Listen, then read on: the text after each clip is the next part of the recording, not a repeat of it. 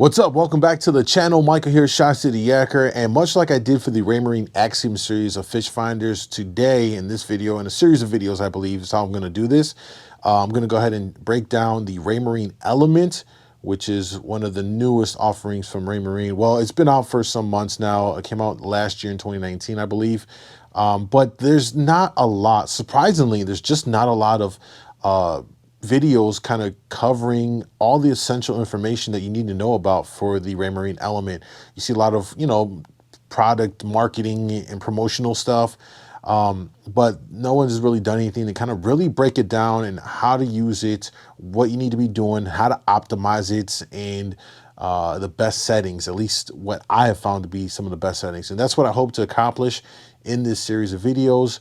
And so for this video in particular, we're going to run through a couple of things here. I'm going to put timestamps in the description below. So if there's a particular section that you're looking for, you can skip right to it to get that information. Otherwise, you can just play it from start to beginning, and we'll cover some of the things here. Going to be the build overview, optimize settings, setting up your screens and apps, and what I believe are some of the must-have screens that you should be have on the fish finder itself. And so we're going to cover all of those things here in this video. And first, let's talk about the build overview here with the Raymarine Element. This is a 9-inch. What's different about this unit compared to the Axiom, which is one of their latest flagship models, and then you have the Axiom Pro. With the Axiom series, it gives you touchscreen, and the Pro version gives you touchscreen and a keypad. The Element is strictly keypad driven fish finder. As you see here, it's off to the right side. You have a various, buttons, pads, controls. Now, it is a little wider than the Axiom. Still 9 inches of screen, but obviously with the controls here on the right, it makes it a little bit wider. One thing I do want to point out is just how much, I don't know if we're going to capture here. I apologize. I'm doing my best to record video of the fish finder. It's not always easy to record fish finder videos. You always get a lot of weird kind of reflective stuff here. So I'm going to do my best. I apologize. But here, this unit is actually really thin. Much more thinner than the Axiom, and it's lighter. As far as the build quality itself, this is all plastic compared to the Axiom, which is it's a metal. The Axiom, you can feel the weight in the build, and it's just solid. Now, I'm not saying that this feels flimsy or that it would break or anything bad about it, but this is definitely just a plastic all back here. It's a lot flatter, and as you can see back here, hopefully we can get into the shot. There's simply just 2 connection points here. You have your power, which I'm powered into right now, and then your transducer port to plug in your transducer.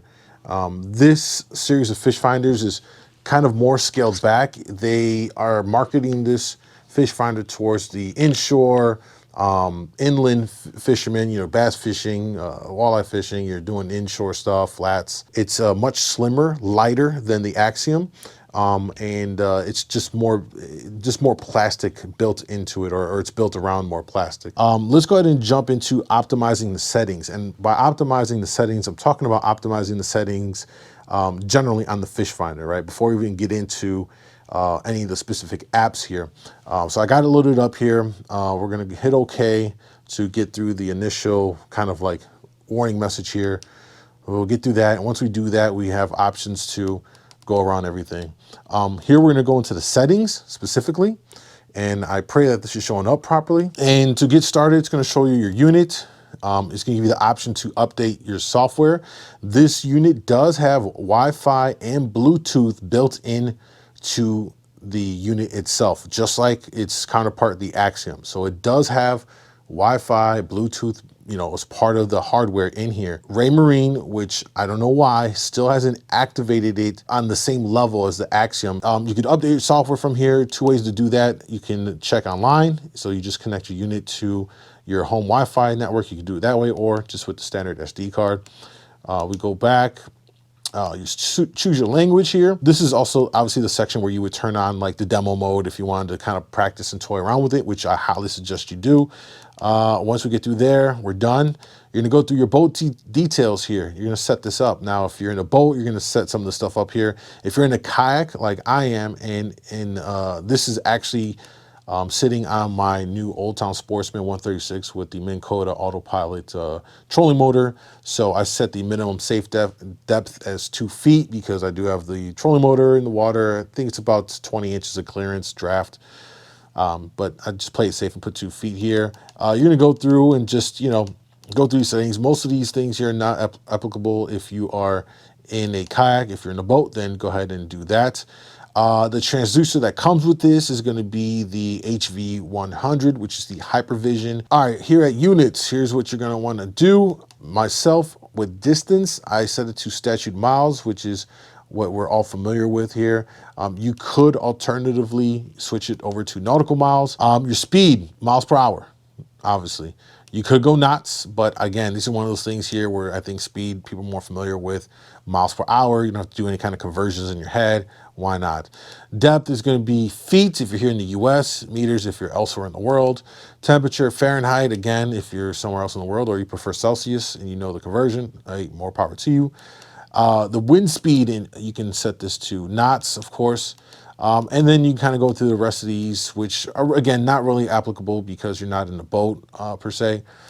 Set your date format, set your time format. You're going to set your time zone and set daylight savings if that applies, because here it does. Next, this display. This is going to be the area where you're probably going to want to change the theme of the home screen itself. Now, when it comes out of the box, it's in the light version, right? And I'll turn it on right here. See, it just washed out the coloring here. I apologize.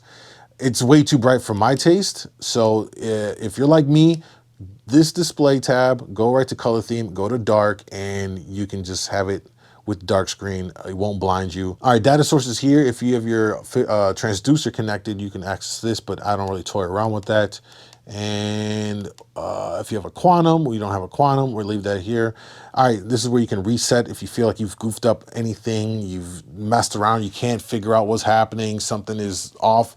Hey, this right here, settings reset if you think your settings are jacked up, or if you just think it's gone to hell, you need to start from ground zero, go ahead and just do a factory reset here and it'll help to get you back on track, okay? Moving along, we have alarms here. I personally don't use any one of them except for the shallow water depth alarm, and that's only because I'm in, or because my kayak that I'm using for this one has the trolling motor now. So I do need to be aware of like when I'm getting into very skinny water because I don't want to, run into anything or have issues. So I do have that alarm on. You can turn on waypoint alarms if you want. This is all preference here. Another good one, which you may want to consider turning on, is your low voltage, right, for your battery. And if you do this, 10.5 volts is right around where you want to set the low voltage threshold to. And that means that once you kind of get to that 10.5 volts on your battery, not too long after that, I think I recall from Raymarine saying right around 10.3 volts is when the transducer will turn off on the fish finder. You'll still have the unit itself on and you'll still have your chart plotter on, but the transducer will give out first before then shortly thereafter, going all the way off because you've drained the battery completely. So if you want to turn it on, your low voltage alarm, you could turn it on right here and set it to 10.5. Outside of that, you have anchor drift, you have a bunch of other things. If you're looking for certain temperature of water while you're fishing, you can set up these alarms. I will say that these alarms are super annoying. I wouldn't use it too much. One other one that might be of importance to use is maybe that satellite fix lost. But that's totally a preference thing. Finally, the last tab here is going to be your import export tab. This is where you're going to want to import, say if you use any kind of a program where you can set up waypoints and export them in, I believe, a .gpx format. You can then import them here into your card. I use this Navionics card that's in here on both my Axiom and my Element, and my Axiom has all of my waypoints and tracks, and when I got this unit, I exported from the Axiom to the micro SD card, and then we used the import from card option to then select the card and then go and find the under Raymarine, my data, and then waypoints, and I can import all of what I had on my Axiom over to this so that there's continuity between both fish finders. Now, if I drop waypoints on this one, I would then save all the data from this one to the micro SD card, put it into the Axiom, and then upload it there. So I can always have that consistency between both fish finders here. Now, once you do have all your settings set and you feel like they're great and they're working for you, definitely come here and save that to your finder, okay? Save all data. You can save just the waypoints. You can save the routes, save the tracks, save it all. And that way, if anything happens after the fact, you can kind of recall and re-upload from when it did work, and you will be good to go. All right, moving along, let's talk about setting up these screens and the pages. All right, now the pages are going to be the combination of the different apps. You put them together on a page, and that's what's going to be displayed to you. All right. There's one that always sticks. You can't get rid of this one. It's just always there, which is the basic chart. I'll open that up now just to kind of show you what it is. You know, this unit has a quad-core processor, which I commend Raymarine for having quad-core processors in their Axiom and the Element series. If you look at whatever the offering is that is on par with the Element, say with Hummingbird or with Lowrance, one of the issues is that those units only usually have a dual core or a dual chip. And you can only get quad core processing in their higher 12-inch or bigger units. Here on a 9-inch and 7-inch from Raymarine, the Axiom and the Element, they give you quad core, which means everything loads up very, very fast. Here we kind of get the basic chart plotter screen. Nothing special here I want to cover right now because I want to talk about setting up. Now we're going to hit the home button here. Let's go ahead and start from creating a new page. All right, now on each page itself, right, you got one all the way to the left, and you got 6 boxes here. They're all blank because they're waiting for you to create your own pages. So you got one screen, you have the center screen, and then the far right, you have the furthest right screen. So you have 3 screens total with 6 boxes each. So it's gonna give you 18 total pages for you to draw up whatever kind of kit configuration of sonar and charts to your heart's content. That's a lot of options, and I don't see in any case that someone would need all 18. That being said, let's go ahead and start from new. We want to create something new, all right? So what you're going to do is you're going to hover over, you're going to go over to an empty box, and you'll see the outline where the box is, and you are simply going to hold down the OK button here. Once you hold the OK button down for a few seconds, it's going to pop up with the customize page here, and it's going to give you some preloaded, pre-configured pages to choose from here. You can go with a straight fish finder. You can go with a radar. Obviously, it doesn't apply to us if you're in a kayak and don't have a quantum radar. Give you a combo here, chart plotter, radar. It's pretty self-explanatory. It gives you all these different options. Now, what's important here is don't get wrapped up into what they kind of have prefixed on the templates here. Everything can be changed. What I look for more importantly is to see which kind of presentation do I want, right? So for instance, if I want one page to be just one item, then I would pick the fish finder because it's just one screen, one item only. If I wanted a split screen vertical, I would pick this option here, the fish finder combo, because it gives you 2 screens split vertically. If I wanted a quad, this one right here gives you 4 on one page. If I wanted 3, I can go with this one because it gives you 2 on the top and 1 across the bottom. There's different configurations of 3. Here's one that's 1 long vertical with 2 boxes on the right side. So more than looking at what they give you, look for whatever the boxes contains and what orientation based on what you want to see and how you want it laid out. So that is how you'll set up your pages on each screen itself. All right, you get to kind of pick that orientation.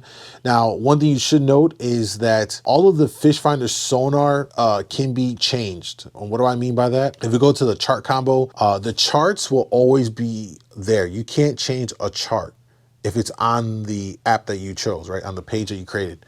So we'll open this up and I'll kind of share with you more. When you click the 3 horizontal lines in the top right button right here, which kind of gives you your options for each individual element, you can't change off of the chart to anything else. It's only the chart. It'll always be there.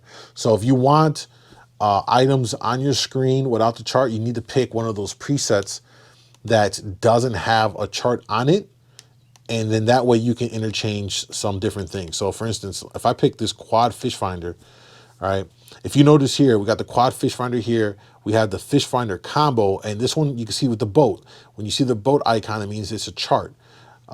So for instance, if we go to the fish finder combo here, hit OK, it loads it up. On any one of these boxes, other than the chart, we can change. On the chart, you can't change it. It's always going to be the chart. By the way, if you want to go to each box within the screen, the quick way to do that is to hold down here in the top right, the button with the 3 horizontal lines, which is like your menu button. You hold it down for a second, and it'll switch. It'll rotate between each app, and you'll see the box highlight around it. So if you see it again, it'll hop down to the bottom right, and I hold it again and go bottom left. It always goes clockwise. So if you want to get to, from side imaging to the 3D, you got to go through one box. So you're going to have to hold it down. All right, hold it down again. Boom, now you're there to do adjusting. The alternative way, which is longer, is to press one time that button, top right, the little option button, and then click up to get to the very bottom here, and you can click between whichever of the profiles you want to open up. All right, so click that one, hit OK, and it takes us to down vision. It takes more time. I wouldn't recommend it. So if you just want to get through them quickly, just do it that way. As I said, the chart is always going to be there. You can't change that. However, if you go to any one of the fish finder sonar options, you can change those. Let's say we have down imaging here in the bottom right. We have side vision here. We got 3D. Okay, I had enough 3D. I want to see 2D sonar. Simply hit the options, and you're going to go down to... here we go. Sonar, down vision, real vision, side vision. Here's sonar. We click it. It changes. Boom. Just like that, we have sonar in our mix. If we want to go back to 3D, then we would hit the same button and switch it to 3D. So all the fish finder apps can be interchanged on a page at any given time. Its charts won't. And we'll end things here for this first part of the video series on this Raymarine Element. All right, more to come. Make sure you check the description for the links for the following videos in the series. And don't forget to sub to the channel, turn on notifications, and I'll see you in the next one.